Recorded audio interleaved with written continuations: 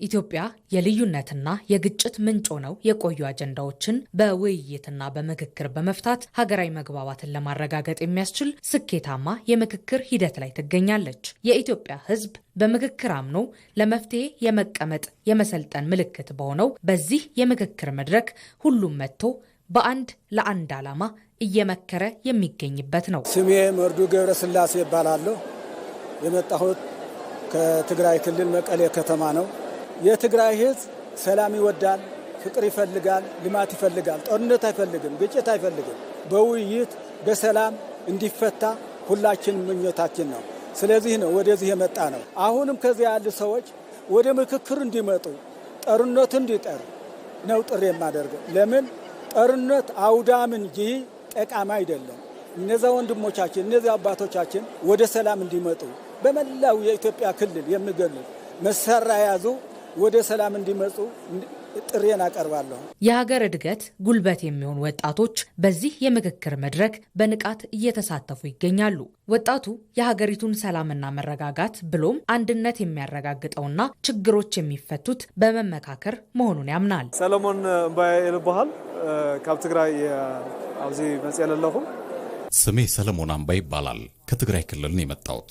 የትግራይ ወጣቶች ዋና ፍላጎት ውይይትና ሰላም እንደሆነ መሰክራለሁ። ችግሮችን በንግግር መፍታት የሚችል ትውልድ መሆን አለብን እንጂ የቆየውን የፖለቲካ ዙሪት ሰለባ በመሆን ወጣቱ ወደ ጦርነት የሚገባበትና የጦርነት ነጋዴዎች የሚበለጽጉበት ሀገር እንድትሆን መፍቀድ የለብንም። መመካከርና መነጋገር የመጀመሪያውም የመጨረሻው መፍትሄ እንደሆነ አምናለሁ። ስለሆነም በድፍረት ቁጭ ብለን ካልተወያየን አዎንታዊ ለውጥ ማምጣት አንችልም። ዘላቂው መፍትሄ ውይይትና መከባበር ብቻ ነው። ሙሉ ብርሃን ኃይለ ይባል ካብ ትግራይ ዲሞክራሲያዊ ፓርቲ የመጽ ሀገራዊ ምክክሩ በጣም የካብተ ጸበኸው ለዓሊ አመረፈዮ። ስሜ ሙሉ ብርሃን ኃይለ ይባላለሁ። የመጣሁት ከትግራይ ዲሞክራሲያዊ ፓርቲ ቲዴፓ ነው። ይህ የምክክር መድረክ ሁሉንም የማህበረሰብ ክፍል ያሳተፈ ነው። በአሁኑ ወቅት የትግራይ ሕዝብ በከፋ ችግር ውስጥ ይገኛል። ለዚህም ዋነኛው ምክንያት እኔ ያልኩት ብቻ ካልሆነ የሚለው ሐሳብ ነው። ችግሮችን በውይይትና በምክክር ከመፍታት ይልቅ በጉልበት ለመጨረስ የተካሄደበት መንገድ ህዝባችንን ለዚህ መከራ ዳርጎታል። ይህ የምክክር ሂደት ሀገርንና ህዝብን የሚያሻግር እንዲሁም ሀገራዊ አንድነትን ለማምጣት የተወጠነ መልካም አጋጣሚ ነው። አሁንም በተለያዩ አካባቢዎች ነፍጥ አንግበው የሚንቀሳቀሱ አካላት ኢትዮጵያ ለውይይት በሯን ክፍት አድርጋ እየጠበቀቻቸው በመሆኑ ሊረዱ ይገባል። ለህዝባቸው የሚጠቅም ሀሳብ ካላቸው ይዘው ይቅረቡ።